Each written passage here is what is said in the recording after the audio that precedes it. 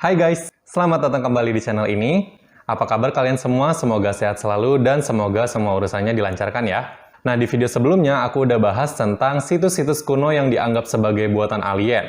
Dan hari ini kita akan membahas sesuatu yang kuno-kuno lagi nih guys. Soalnya menurut aku sendiri sesuatu yang kuno itu cukup menarik untuk dibahas ya. Karena orang-orang zaman dulu tuh benar-benar melakukan hal yang tidak terduga gitu bagi orang-orang zaman modern seperti sekarang. Kayak misalnya pada zaman dulu mereka udah bisa bikin bangunan-bangunan dengan cukup detail dan dengan bahan-bahan yang cukup sederhana. Dan ada satu hal lagi yang membuat aku benar-benar tertarik buat bahas, yaitu pengorbanan manusia. Nah, seperti yang kita tahu ya, zaman dulu kan orang-orang masih percaya banget nih sama yang namanya dewa. Bahkan sampai sekarang juga masih banyak yang percaya sama dewanya kan. Dan mereka tuh nggak segan-segan untuk melakukan pengorbanan demi menghormati para dewanya.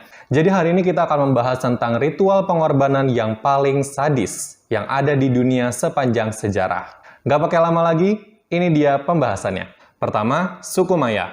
Nah, jadi buat kalian yang belum tahu, suku Maya ini adalah sebuah suku yang terdiri dari para petani, guys. Jadi mereka nih benar-benar hanya bercocok tanam gitu untuk penghidupan sehari-harinya. Soalnya mereka ini memiliki alam yang subur di daerahnya, makanya mereka sangat bergantung pada hujan. Karena kalau misalnya nggak hujan, otomatis tumbuhan-tumbuhan mereka nggak bakal tumbuh dengan baik kan? Makanya mereka ini memiliki dewa yang dianggap sebagai dewa hujan yang bernama Caak, dan mereka sangat menghormati dewa tersebut. Meskipun sebenarnya suku Maya ini adalah penganut politeisme. Jadi buat yang belum tahu, politeisme itu adalah sebuah kepercayaan terhadap adanya satu Tuhan yang bisa mengalahkan Tuhan-Tuhan dari suku lainnya. Jadi nanti Tuhannya ini bisa dianggap sebagai Tuhan nasional gitu guys. Tapi meskipun begitu mereka benar-benar hormat sama dewa hujan karena memang kalau nggak ada hujan ya mereka nggak bakal bisa hidup gitu.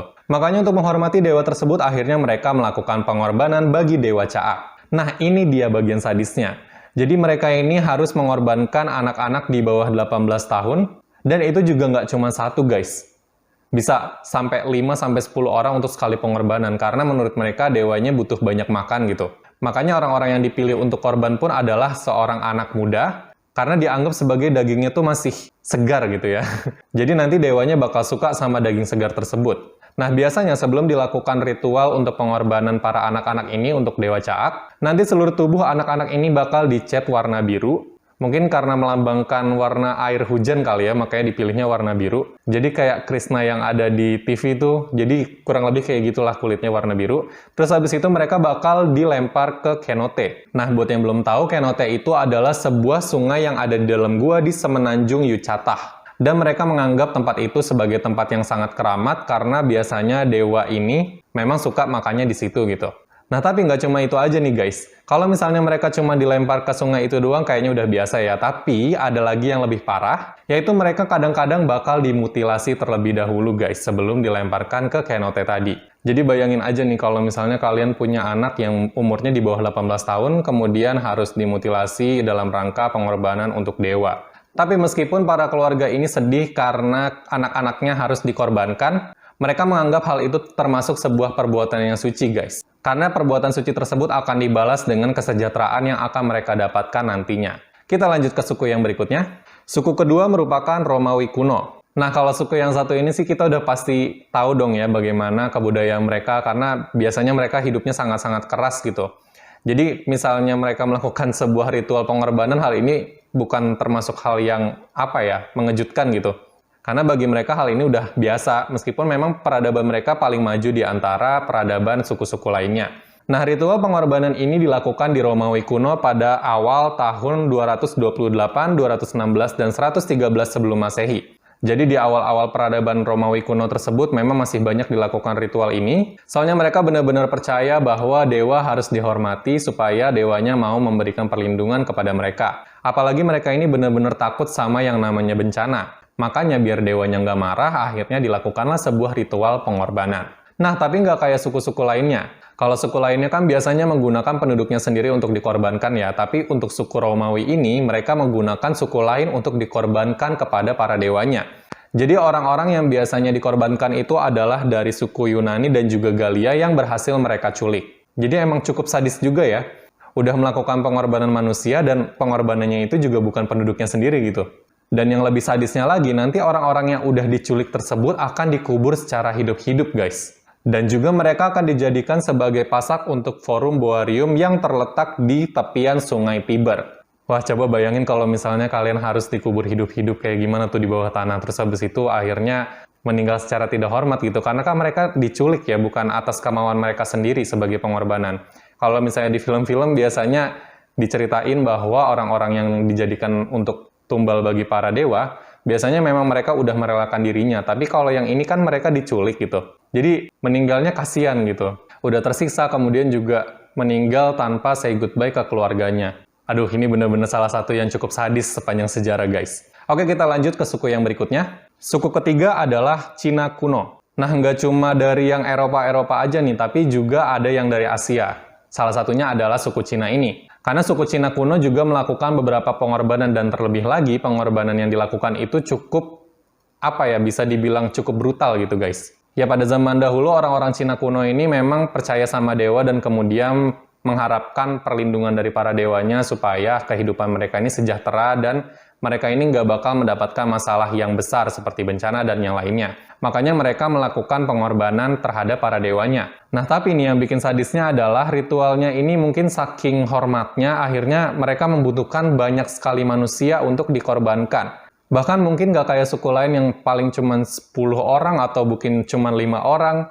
Suku Cina ini bisa sampai puluhan orang gitu, guys. Makanya di Cina sendiri ditemukan ribuan makam di kota Anyang yang diduga sebagai kuburan dari orang-orang yang telah dikorbankan untuk dewa para orang Cina kuno. Nah, setelah diteliti oleh para arkeolog, makam-makam tersebut merupakan makam yang berasal dari dinasti Shang, yang berada pada tahun 1600 sampai 1040 sebelum Masehi. Jadi pada zaman tersebut memang masih cukup parah gitu ritual pengorbanan manusianya. Namun pada tahun sekitar 221 sebelum Masehi, akhirnya ritual pengorbanan manusia ini dihentikan oleh perintah dari Kekaisaran Qin Shi Huang. Karena dianggap tidak beradab gitu ya, karena setiap manusia memang memiliki hak asasi manusia gitu. Kalau di zaman modern mungkin di Kekaisaran yang satu ini mereka udah sadar bahwa manusia ini memiliki haknya untuk hidup. Makanya ritual yang satu ini udah mulai dihentikan pada saat itu. Kita lanjut ke suku yang berikutnya. Suku keempat adalah suku Inka. Jadi suku Inka ini adalah suku yang hidup pada abad ke-15, guys. Dan seperti suku-suku lainnya ya, nggak cuman punya hal-hal yang keramat, tapi mereka juga memiliki perayaan-perayaan yang dianggap suci gitu. Dan di suku Inka ada sebuah perayaan besar yang disebut sebagai Kapakoka. Ya, mungkin seperti itu ya bacanya. Dan mereka ini melakukan ritual pengorbanan untuk makan dewa. Karena ya seperti suku lain, mereka benar-benar pengen namanya hidup sejahtera gitu. Makanya dewanya dihormati dengan cara memberikan ritual pengorbanan manusia. Nah, tapi sebelum melakukan pengorbanan, biasanya mereka akan meminta izin terlebih dahulu kepada kekaisaran. Kenapa mereka izin dulu kepada kekaisaran? Karena memang korbannya adalah anak-anak dari para kaisar tersebut, guys. Kenapa yang dipilih adalah anak-anak kaisar atau anak-anak kepala suku? Karena mereka menganggap bahwa mereka memiliki derajat yang tinggi sedari muda, makanya pada saat nanti diberikan kepada para dewa, dewanya tuh akan lebih senang gitu. Dan memang tujuan dari ritual ini adalah untuk menyenangkan para dewanya, supaya dewanya mau melindungi suku-suku mereka. Nah, hal ini juga merupakan sesuatu hal yang biasa terjadi, guys. Ya, meskipun sedih, tapi ada bayaran tinggi dari pengorbanan yang dilakukan oleh keluarga sang kaisar atau kepala sukunya. Hadiah yang didapatkan bagi para keluarga adalah mereka akan mendapatkan derajat tinggi di mata masyarakat, dan juga bakal dihormati sepanjang hidupnya. Nah, makanya memang pengorbanan ini tuh kayak pisau bermata dua kali ya, meskipun sedih tapi juga dapat sesuatu hal yang membahagiakan bagi mereka. Nah, hal yang membuat sadisnya adalah bagi para korban biasanya sebelum dikorbankan mereka akan dibius terlebih dahulu dengan daun koka. Dan kemudian mereka akan dibawa ke pegunungan Andes. Jadi ya kalau namanya pegunungan pasti dingin banget kan? Dan mereka nanti akan ditinggalkan di pegunungan tersebut sampai mereka menemui ajalnya. Jadi cukup sadis gitu ya. Bayangin kalau misalnya kalian harus mendekam di sebuah pegunungan dengan kedinginan dan kelaparan kayak gitu sebelum akhirnya kalian meninggal. Tapi mungkin bagi para korbannya sendiri, ya mereka udah menerima takdirnya gitu. Karena kan ini untuk dewa dan juga untuk masyarakatnya juga ya, apalagi kan mereka juga anak kepala suku. Pasti namanya anak kepala suku memikirkan masyarakatnya. Jadinya demi memberikan kesejahteraan, akhirnya mereka rela untuk mengorbankan dirinya di pegunungan Andes tersebut supaya dewanya bisa senang dan tidak memberikan bencana kepada mereka. Kita lanjut ke suku yang terakhir. Suku terakhir adalah suku Aztec. Jadi suku Aztec ini adalah suku yang hidup pada tahun 1345 sampai 1521 Masehi yang berada di Meksiko. Nah, aku taruh suku Aztec ini di bagian terakhir soalnya menurut aku ini yang paling sadis, guys. Jadi menurut kepercayaan dari suku Aztec, dewa-dewi mereka ini memerlukan makanan di waktu-waktu tertentu dan mereka harus menurutinya. Sekali lagi supaya mereka mendapatkan perlindungan dan juga kehidupan sejahtera dan dewa-dewinya ini nggak marah gitu guys. Tapi yang bikin beda adalah dewa-dewi mereka ini dianggap memiliki seleranya masing-masing. Jadi mereka nih memiliki suatu kedekatan tersendiri gitu terhadap para dewanya.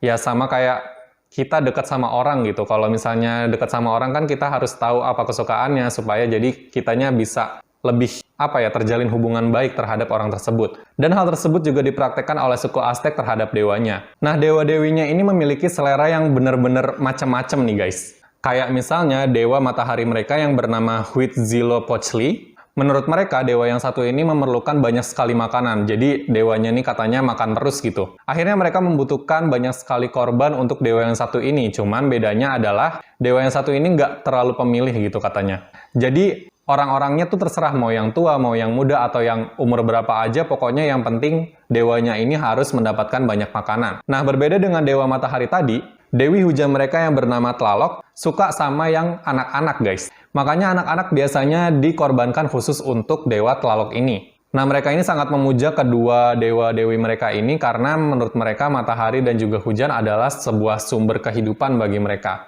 Kalau nggak ada ya pasti mereka nggak bakal bisa hidup gitu kan. Makanya meskipun menyedihkan, akhirnya mereka menuruti ritual pengorbanan manusia ini supaya dewa-dewi tersebut tidak marah guys. Nah, pengorbanan yang dilakukan suku Aztec biasanya berlokasi di kuil suku Aztec yang bernama Templo Mayor di ibu kota Tenochtitlan.